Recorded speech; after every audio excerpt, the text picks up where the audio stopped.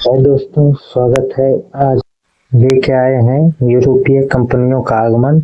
एक ही वीडियो में पूरा कवर किया जाएगा। तो आइए देर नहीं करते हुए वीडियो को स्टार्ट करते हैं। अगर आप लोग चैनल को सब्सक्राइब नहीं किए हैं, चैनल को सब्सक्राइब, लाइक, शेयर जरूर कीजिए। आइए देर नहीं करते हुए वीडियो को स्टार्ट करते हैं। इसमें आपको यूरोपीय कंपनी का आगमन से रिलेटेड सभी क्वेश्चन मिल जाएगा और इसमें आप लोग खुद ही देखिएगा, ये सभी क्वेश्चन एग्जाम में पूछा गया है। तो आइए शुरू करते हैं। कंपनियों का गठन।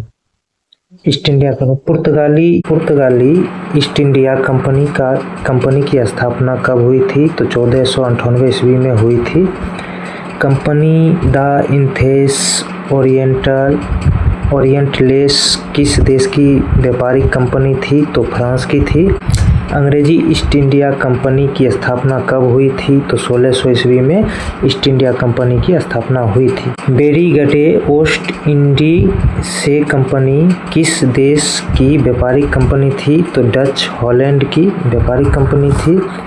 पुर्तगाली केप ऑफ गुड होप के रास्ते भारत तक के समुद्री रास्ते की खोज किसने किए थे?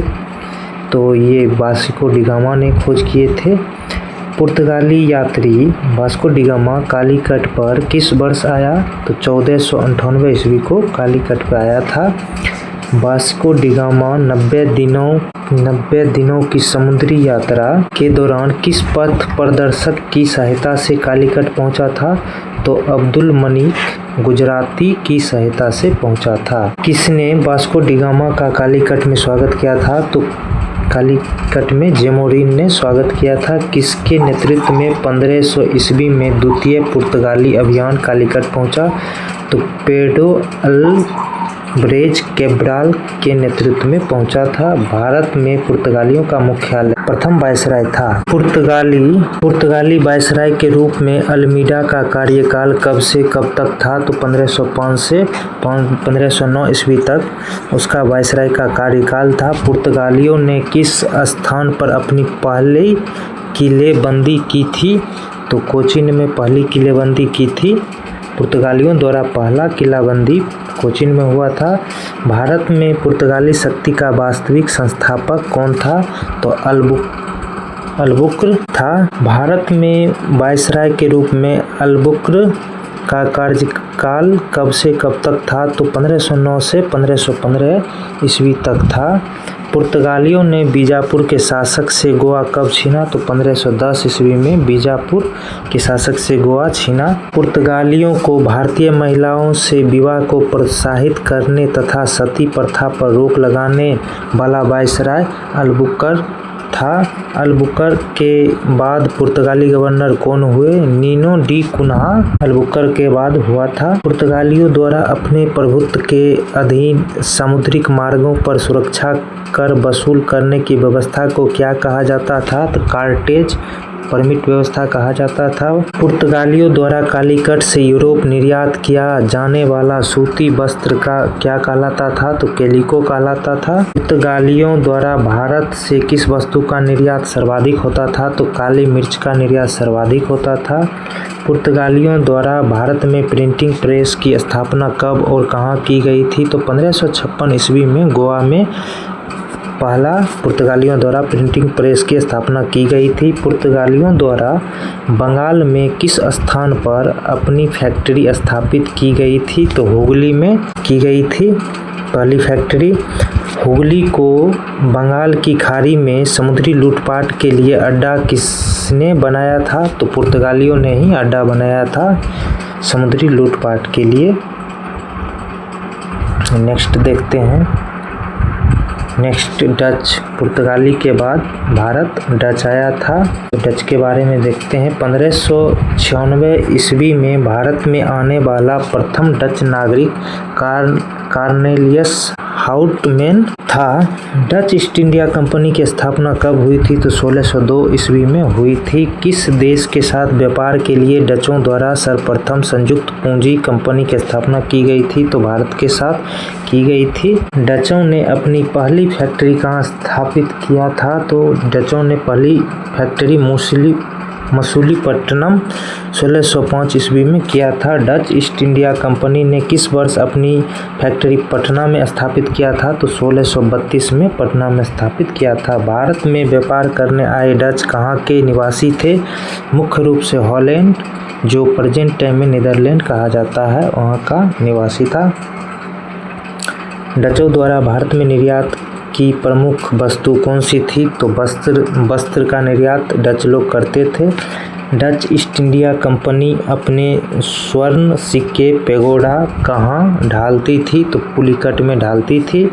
अंग्रेजों एवं डचों के मध्य बेदरा का युद्ध कब हुआ था? तो 1559 ईस्वी में हुआ था। डचों द्वारा स्थापित कारखाने, पहला पुलिकट 1610, दूसरा सूरत 1616, तीसरा Bimli पत्तनम 1641, Karikal 1645, Chinsurah 1653, Balasore नागपत्तनम 1658, Cochin 1663।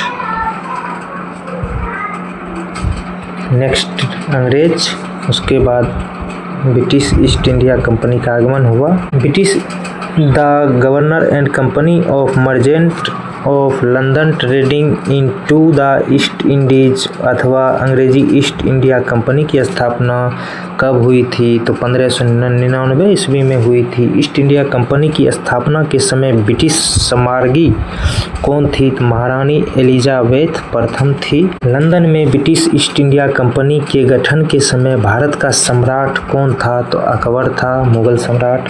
East India company का भारत में प्रारंभिक उद्देश्य क्या था? तो प्रारंभिक उद्देश्य उसका था भूभाग नहीं चाहिए बल्कि व्यापार करना था। ब्रिटिश सम्राट जेम्स प्रथम का दूत बनकर जहांगीर के दरबार में आने वाला पहला ब्रिटिश नागरिक कौन था? तो कैप्टन हॉकिंस था, जो 1608 ईस्वी में आया था। किस मुगल सम्राट के कार्यकाल में इंग्लिश ईस्ट इंडिया कंपनी ने भारत में सर्वप्रथम कारखाना स्थापित किया था? तो जहांगीर के ही कार्यकाल में किया था। जहांगीर ने कैप्टन हॉकिंस को कितने का मनसब प्रदान किया था? तो 400 का मनसब प्रदान किया था। भारत में 1613 ईस्वी में अंग्रेजों ने पहली फैक्ट्री कहाँ स्थापित किया था? तो सूरत में किया था। किस अंग्रेज अधिकारी ने पुर्तगालियों को स्वावलंबी नामक स्थान पर हराया था? तो थॉमस वेस्ट ने। ईस्ट इंडिया कंपनी के प्रारंभिक समय में वेस्टर्न प्रेसिडेंसी कहाँ थी? तो सूरत में थी। 1615 ईस्वी में जेम्स प्रथम के राजदूत के रूप में जहांगीर के दरबार में आने वाला यूरोपीय यात्री कौन था? तो सर टॉमस रो था। ईस्ट इंडिया कंपनी ने 1611 ईस्वी में दक्षिण भारत में अपना कारखाना कहाँ स्थापित किया था? तो मसूलीपट्टनम में किया था। अंग्रेजों ने स्वाली का युद्ध 1612 ईस्वी में किसके विरुद्ध लड़ा था? तो पुर्तगालियों के विरुद्ध लड़ा था। 1632 ईस्वी में अंग्रेजों को कहाँ के सुल्तान ने सुनहरा फरमान प्राप्त हुआ था? तो गोलकुंडा के सुल्तान के द्वारा सुनहरा फरमान प्राप्त हुआ था। फ्रांसिस डे नामक अंग्रेज को मद्रास का बंदरगाह कब और किसने प्रदान किया था?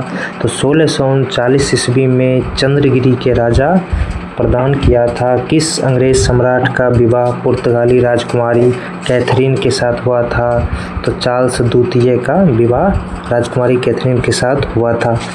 ब्रिटिश ईस्ट इंडिया कंपनी ने बम्बई किससे लिया था? तो पुर्तगालियों से 1661 ईस्वी में दहेज के रूप में लिया था। चार्ल्स द्वितीय ने कितने पाउंड के वार्षिक किराए पर बम्बई के द्वीप को ईस्ट इंडिया कंपनी को दे दिया था? तो 10 पाउंड के वार्षिक किराए पर 1668 ईस्वी में अंग्रेजों को ईस्ट इंडिया कंपनी को दिया था। शाहजहां के शासनकाल में बंगाल के सूबेदार शाह शुजा ने कितने रुपए वार्षिक कर के बदले अंग्रेजों को बंगाल, बिहार, उड़ीसा में मुक्त व्यापार करने की अनुमति प्रदान की?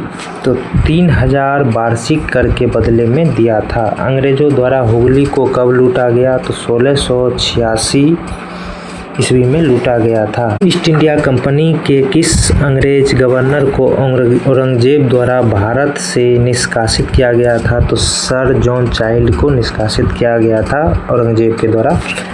अंग्रेजों को सूतानाती, गोविंदपुर और कालीकाटी की जमींदारी कब प्राप्त हुई थी? तो 1698 ईस्वी में अजीम उस शान द्वारा प्राप्त हुआ था।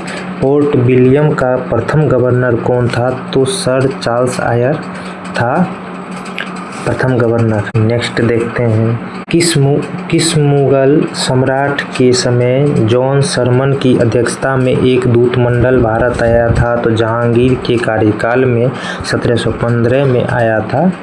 उसके बाद देखते हैं डेन, इसी को डेनिश भी कहा जाता है। डेन भारत कब आए थे? 1616 ईस्वी में भारत आए थे। बंगाल में डेनों की प्रमुख फैक्ट्री कहाँ थी? तो सेरामपुर में था पहला फैक्ट्री। डेनों ने अपनी सभी व्यापारिक कंपनियों को किसके हाथ बेच दिया था? तो अंग्रेजों के हाथ 1845 में बेच दिया था।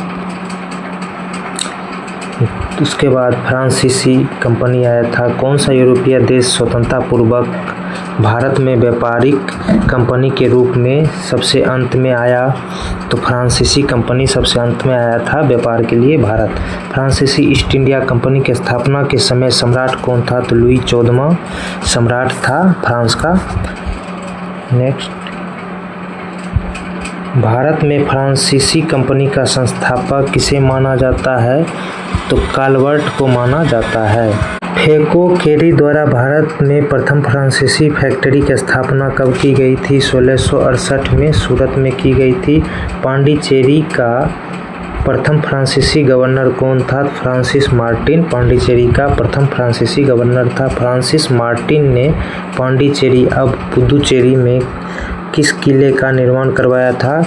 तो फोर्ट लुई किले का स्थापना करवाया था फ्रांसिस मार्टिन ने। फ्रांसीसियों ने माहे पर अधिकार कब किया था? 1724 ईस्वी में किया था। फ्रांसीसी दक्कन में शक्ति आंदोलन स्थापित करने में असफल रहे, इसका प्रमुख कारण क्या था? तो अंग्रेजी फौज का शक्तिशाली होना। प्रथम कर्नाटक युद्ध 1746 से 48 कारण ऑस्ट्रिया का उत्तराधिकार का युद्ध था के कारण संधि एक्सला-शापेल की संधि 1748 ईस्वी में।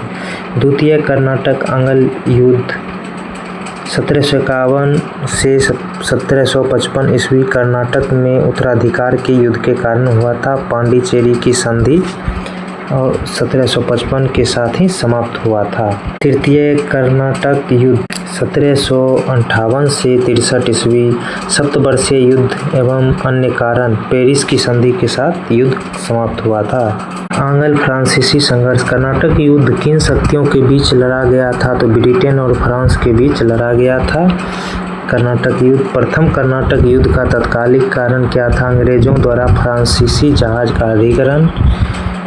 यूरोपवासियों को सर्वोत्तम सोडा एवं अफीम कहाँ से प्राप्त होता था? तो बिहार से होता था। अंग्रेजी शासनकाल में बिहार किसके उत्पादन में अग्रणी था? तो अफीम के उत्पादन में अग्रणी था। यूरोपीय शक्तियों के भारत आगमन का सही क्रम कौन सा है? तो पहले पुर्तगाली, उसके बाद डच, उसके बाद अंग्रेज, उसके बाद डेनिश, उसके बाद फ्रांसीसी लास्ट में आया था।